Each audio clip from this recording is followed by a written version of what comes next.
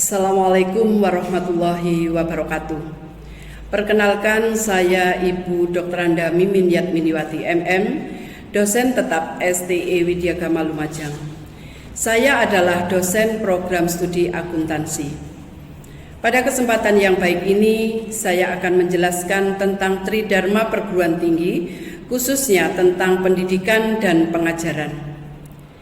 Pada mata kuliah yang saya ampu pada tahun akademik 2019-2020 semester genap, yaitu komunikasi bisnis di kelas 2A1, 2A2, 2A3, 2A4, 2A5, 2B1, 2B2, 2B3, dan 2B4.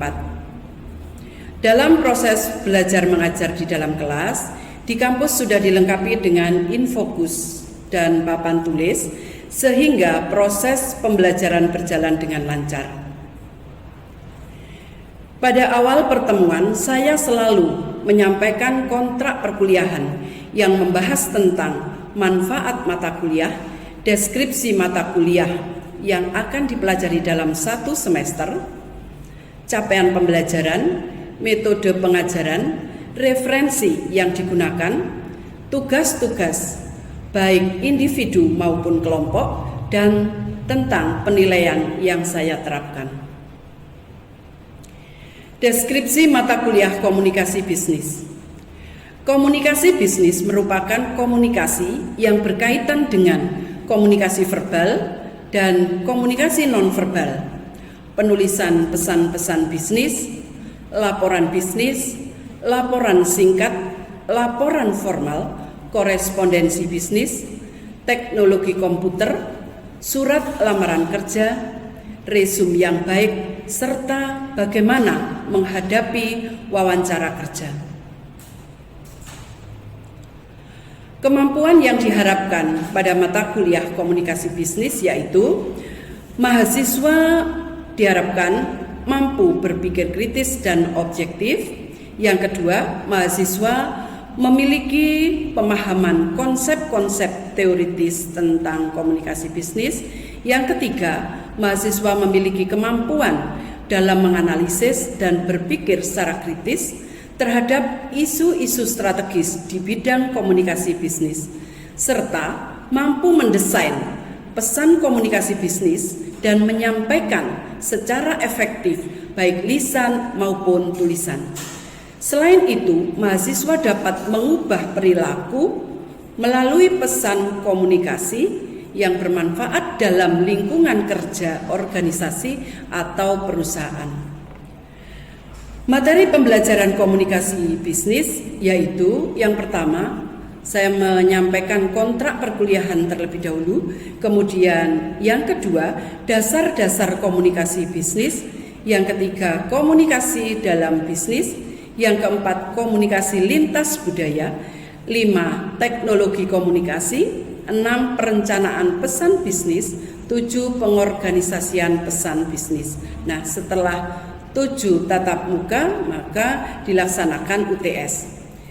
Selanjutnya setelah UTS yaitu kami lanjut dengan materi yang pertama adalah revisi pesan bisnis, kedua, korespondensi dalam bisnis, ketiga, penulisan korespondensi bisnis, keempat, penulisan resume dan lamaran pekerjaan, kelima, wawancara kerja, keenam, pembuatan laporan dan proposal, ketujuh, pembuatan rilis berita. Nah, setelah itu dilaksanakan UAS. Selanjutnya, sistem pembelajaran dalam mata kuliah komunikasi bisnis atau model perkuliahan yang saya terapkan terhadap mahasiswa. Model pembelajaran yang saya gunakan yaitu model cooperative learning. Model pembelajaran cooperative learning adalah kegiatan pembelajaran dengan cara bekerja kelompok untuk bekerja sama saling membantu. Saya selalu membagi tiap anggota kelompok tetap yaitu terdiri atas 4 sampai 5 mahasiswa yang bersifat heterogen, artinya dari segi kemampuan, gender, karakter. Nah, model kooperatif learning yang saya terapkan ini dapat memotivasi mahasiswa untuk berani mengemukakan pendapatnya, menghargai pendapat teman, dan saling memberikan pendapat. Selain itu, dalam proses pembelajaran biasanya mahasiswa dihadapkan pada soal-soal atau pemecahan masalah. Oleh sebab itu, cooperative learning sangat baik untuk dilaksanakan karena mahasiswa dapat bekerja sama dan saling tolong-menolong mengatasi tugas yang dihadapi. Berikutnya metode pembelajaran yang saya gunakan. Dalam proses pembelajaran di kelas, setelah saya sampaikan tujuan pembelajaran dan materi, saya terlebih dahulu memberikan pertanyaan kepada mahasiswa tentang materi yang akan saya berikan. Nah, setelah itu baru menggunakan metode ceramah untuk menjelaskan materi yang saya kombinasikan dengan slide presentasi yang sudah saya siapkan dalam bentuk PowerPoint. Nah, di samping itu saya juga menggunakan metode diskusi dalam kelompok-kelompok kecil atau project based learning yang pelaksanaannya dengan membentuk kelompok kecil. Nah, kelompok kecil tersebut mendiskusikan tema tertentu terlebih dahulu sebelum kemudian untuk unjuk kerja dan saling tukar pendapat dengan kelompok kecil lainnya. Nah, tujuan metode project based learning yang saya terapkan ini memberikan pelatihan kepada mahasiswa untuk lebih bisa berkolaborasi, gotong royong, dan empati dengan sesama. Selanjutnya yaitu interaksi saya dan mahasiswa. Proses interaksi saya dengan mahasiswa sangat baik sekali, yaitu pada saat 1. Kegiatan pembimbingan skripsi, 2. Pada saat kegiatan seminar proposal atau skripsi, 3. Pada saat kegiatan pembimbingan akademik dan non-akademik, dan tentunya yang keempat adalah dalam proses belajar mengajar. Yang terakhir adalah sistem penilaian mata kuliah komunikasi bisnis atau yang saya ampu. Dalam proses belajar mengajar, saya juga memberikan tugas baik individu maupun kelompok sebagai bahan penilaian di samping UTS, UAS, dan kehadiran. Nah, untuk tugas-tugas biasanya dikumpulkan dalam jadi satu folder yang dikirim melalui email atau melalui WA group. Nah, untuk UTS dan UAS ini bisa dikumpulkan secara langsung atau melalui sistem e-learning. Penilaian saya menggunakan huruf. Nah, dalam menentukan nilai akhir saya gunakan pembobotan sebagai berikut, yaitu ujian tengah semester 25%, ujian akhir semester 25%, kehadiran 25%. Demikian yang dapat saya sampaikan tentang pendidikan dan pengajaran yang telah saya lakukan dalam proses pembelajaran di dalam kelas.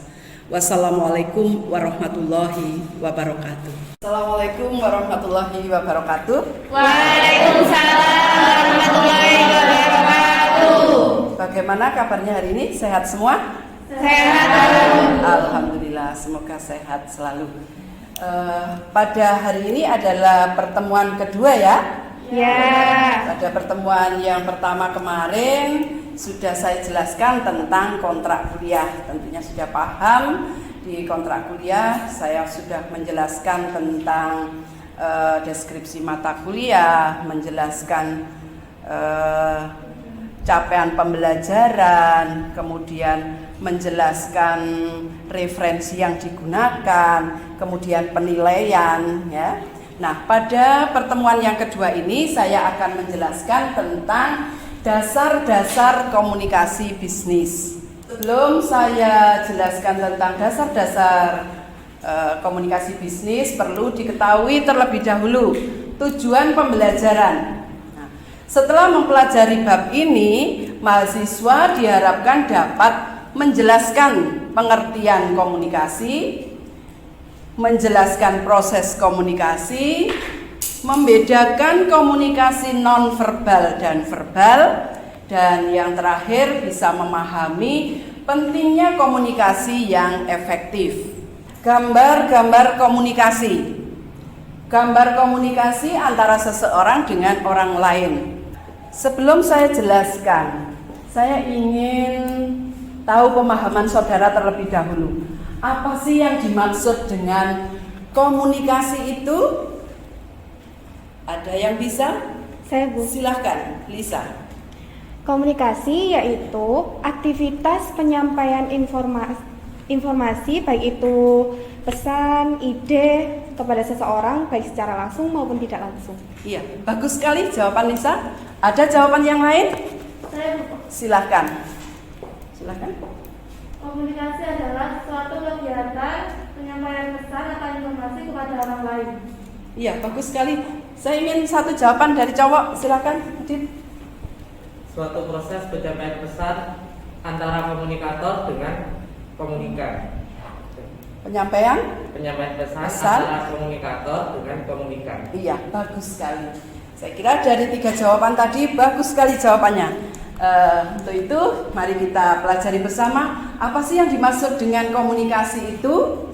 Nah, ini komunikasi adalah kegiatan penyampaian, penerimaan, dan pengolahan pesan dari seseorang kepada orang lain.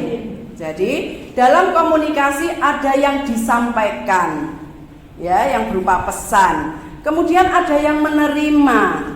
Itu yang dimaksud dengan komunikasi.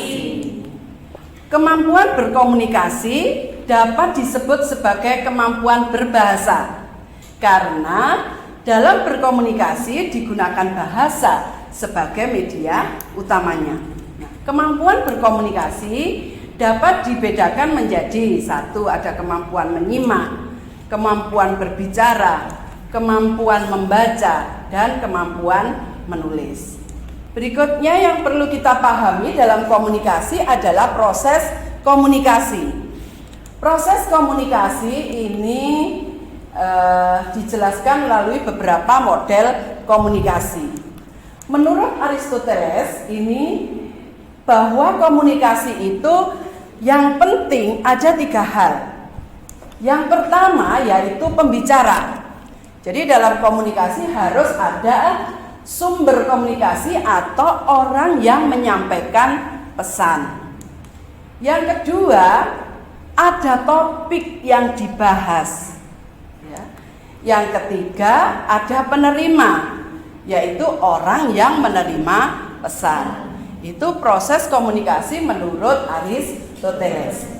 Kemudian selain proses juga perlu dipelajari tentang bentuk dasar komunikasi.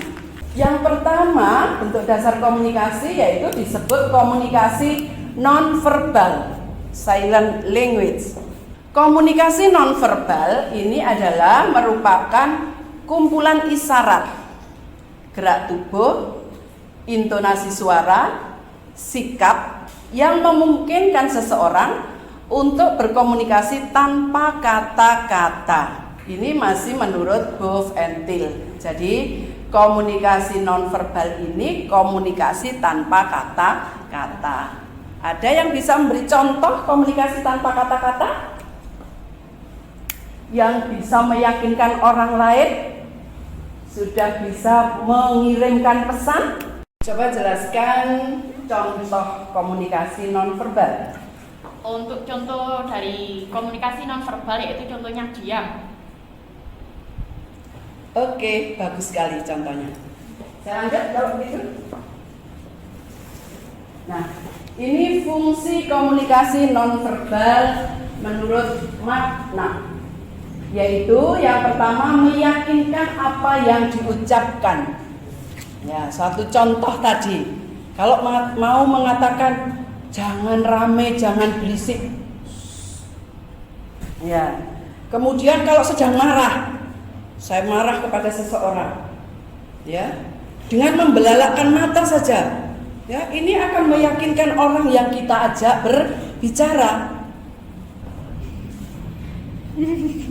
Nah, ini sudah menandakan bahwa kita sudah, ya, ini adalah contoh marah, ya.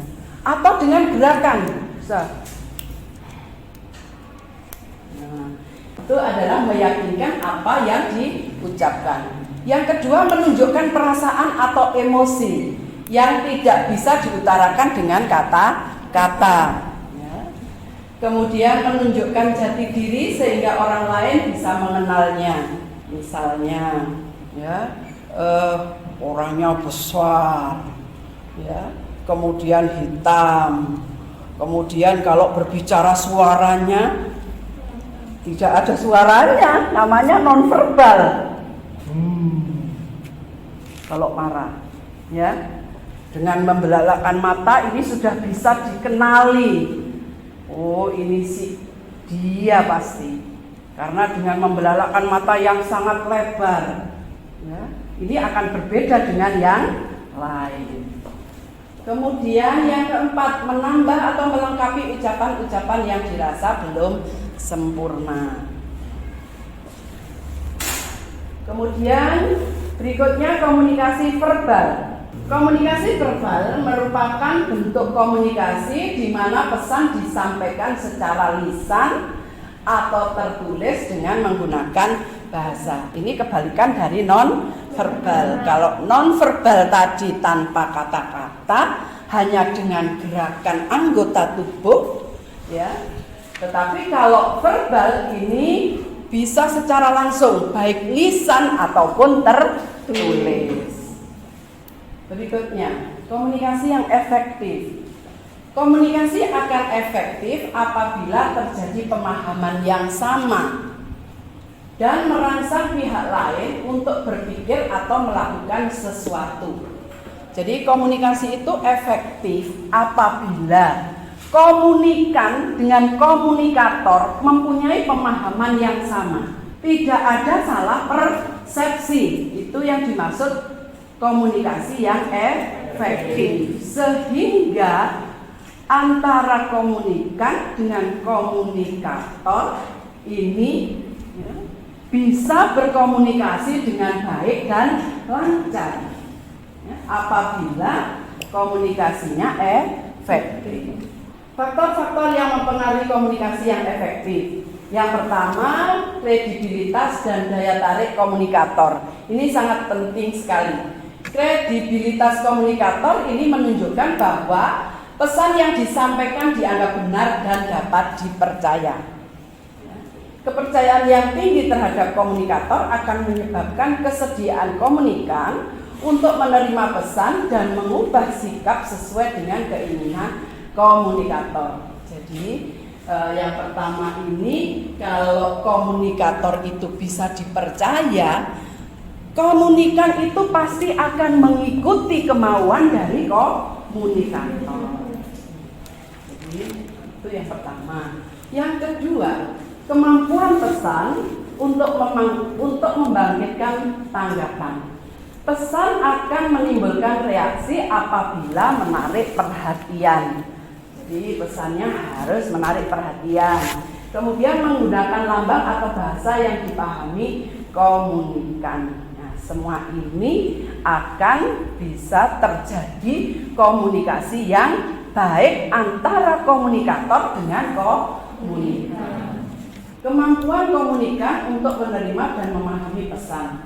Komunikasi akan berlangsung efektif apabila komunikan memiliki kemampuan untuk memahami pesan, sadar akan kebutuhan dan kepentingannya, serta secara fisik dan mental mampu menerima pesan. Sampai di sini ada yang ditanyakan? Saya Bu. Silakan.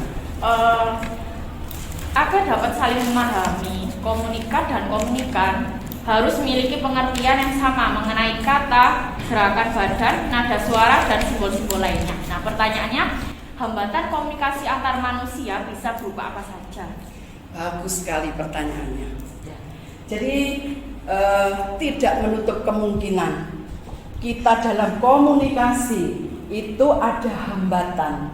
Nah, antara lain yaitu ada perbedaan persepsi, ya. Perbedaan persepsi itu merupakan interpretasi pribadi atas sesuatu hal. Nah, definisi antara kita dengan orang lain itu biasanya tidak sama.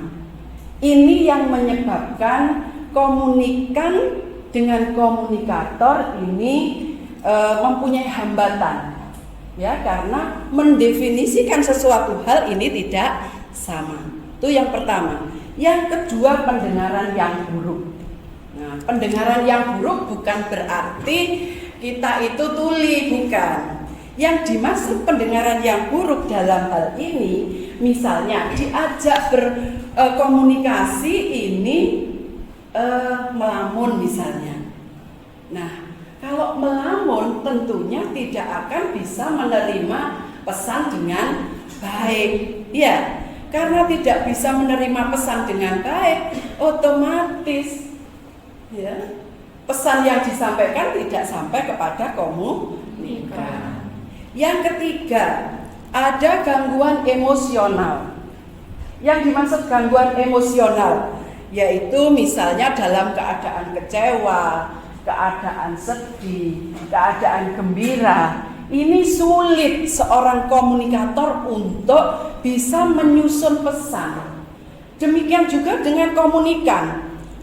Dengan gangguan emosional juga akan sulit untuk menerima pesan. Itulah hambatan-hambatan komunikasi antara seseorang dengan orang lain. Bagaimana, paham? Paham, bagus. Yang lain sudah paham? Baik, kalau begitu saya lanjutkan. Nah, di akhir ini karena sudah tidak ada yang bertanya, sekarang saya yang bertanya. Yang pertama yaitu mengapa komunikasi nonverbal itu sangat penting. Tadi sudah saya jelaskan apa yang dimaksud komunikasi nonverbal, fungsi komunikasi nonverbal. Nah, sekarang mengapa komunikasi nonverbal ini sangat penting? Silakan, siapa yang bisa? Silakan. Yang pertama, menambah dan melengkapi ucapan-ucapan yang dirasa belum sempurna. Yang kedua, menunjukkan perasaan atau emosi yang tidak bisa diutarakan dengan kata-kata. Yang ketiga, meyakinkan apa yang diucapkan. Yang terakhir, menunjukkan jati diri sehingga orang lain bisa mengenalnya. Bagus sekali jawabannya. Saya kira cukup satu saja yang menjawab. Yang kedua, bagaimana cara memperbaiki komunikasi? Ya, silakan. Cara memperbaiki komunikasi, pertama, memelihara iklim komunikasi terbuka. Dua, bertekad memegang teguh etika komunikasi. Ketiga, memahami kesulitan komunikasi antar budaya. Keempat, menggunakan pendekatan komunikasi yang berpusat pada penerima. Kelima, menggunakan teknologi secara bijaksana. Dan keenam, menciptakan dan memproses pesan secara efektif dan efisien. Ya, bagus sekali jawabannya. Mungkin ada jawaban yang lain? Tidak ada. Baik, kalau tidak ada, ini yang ketiga, yaitu pertanyaan yang ketiga ini untuk membentuk kelompok terlebih dahulu. Ya, ini yaitu praktikkan komunikasi verbal, di mana komunikator menyampaikan pesan kepada komunikan. Silahkan membentuk kelompok 4-4. Kelompok biasa ya, yang biasanya silahkan.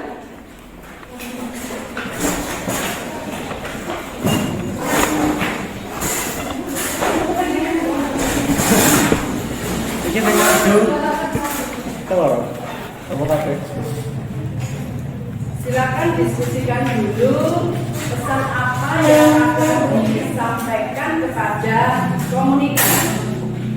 Ya, nanti silakan dipraktekkan di depan kelas. Ya, Bu. Bagaimana pekerjaannya sudah selesai? Selesai. Baik, untuk siang hari ini saya ingin ada satu kelompok yang mempraktikkan tentang komunikasi verbal. Kemudian nanti setelah mempraktekkan, saya ingin penjelasannya. Apa yang disampaikan. Kemudian jelaskan juga efek dari komunikan. Paham? Paham. Kelompok siapa yang akan tampil? Kelompok Paniu. Iya, silakan. Assalamualaikum warahmatullahi wabarakatuh. Waalaikumsalam warahmatullahi wabarakatuh. Di sini kelompok kami akan mempresentasikan, akan mencontohkan gimana caranya memberikan komunikasi verbal yang baik dan benar. Langsung saja, saya sebagai komunikator akan memberikan pesan kepada anggota saya dan anggota saya sebagai komunikan akan menerima pesan. Langsung saja. Adit, teman-teman, yaitu nanti ada pelajarannya buah Yuni jam 12. Jadi jangan sampai terlambat. Oke, siap. Baiklah, terima kasih. Gitu aja. Dan selanjutnya yaitu topiknya yang saya sampaikan barusan adalah tentang jadwal pelajaran nanti siang jam 12. Dan efeknya kepada teman saya itu, jadi teman saya bisa tahu apa nanti pelajarannya, jadi tidak terlambat. Gitu. Sudah.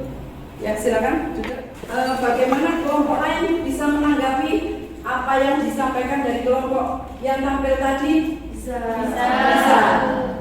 Apa pesan yang disampaikan? Mengingatkan waktu pelajaranmu. Mengingatkan waktu pelajaran.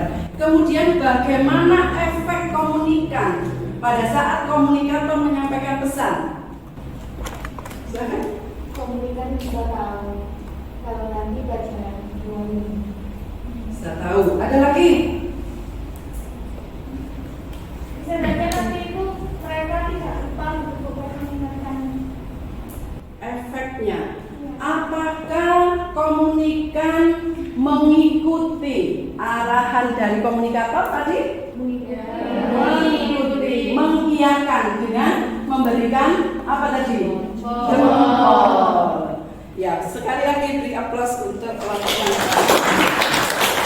bagus sekali untuk tunjuk kerja pada siang ini.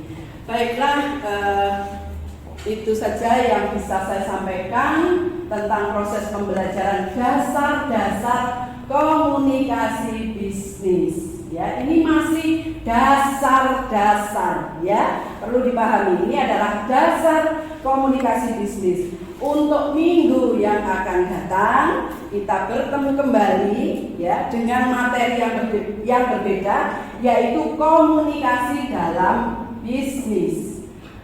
Saya minta, ya, dengan anggota kelompok yang tetap ini mencari dulu materi komunikasi dalam bisnis. Baik, sebelum saya akhiri, saya simpulkan terlebih dahulu tentang materi pembelajaran dasar-dasar komunikasi bisnis pada siang hari ini, yaitu agar terjadi komunikasi dengan baik, ya, dengan efektif, maka harus ada satu, komunikator harus ada, ya.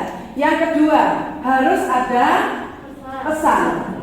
Yang ketiga, harus ada komunikan. Dan yang keempat, harus ada efek agar komunikasi bisa terjadi dengan baik, dengan efektif, ya. Dimanapun kita berada, dengan siapapun kita komunikasi, ya, baik di lingkungan proses pembelajaran seperti saat ini, di lingkungan kerja, di lingkungan organisasi, itu yang dibutuhkan dalam sebuah komunikasi. Saya kira itu yang bisa saya sampaikan. Sekali lagi terima kasih atas segala perhatiannya. Mohon maaf atas segala kekurangannya. Wassalamualaikum warahmatullahi wabarakatuh. Waalaikumsalam warahmatullahi wabarakatuh.